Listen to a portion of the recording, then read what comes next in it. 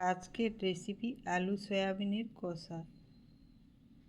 সাদা তেল, 5 ফোড়ন, পেঁয়াজ কুচি, পেঁয়াজ, আদা, রসুন, কাঁচা লঙ্কা, গরম মশলা বাটা, জিরে গুঁড়ো, হলুদ গুঁড়ো, ধনে গুঁড়ো দিয়ে মশলা একটু ভেজে নেব। এরপর একটি টমেটো কুচি, মশলা থেকে তেল ছেড়ে দেওয়া পর্যন্ত ভেজে নেব।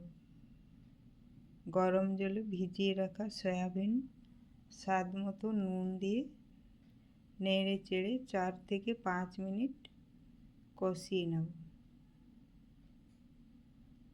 এরপর সিদ্ধ করে রাখা একটি আলু দিয়ে নেড়ে চেড়ে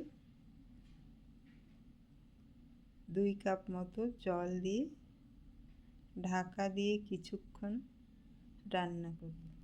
ঝোল শুকিয়ে এলেই নামিয়ে নেব। সয়াবিনের কষা রেডি।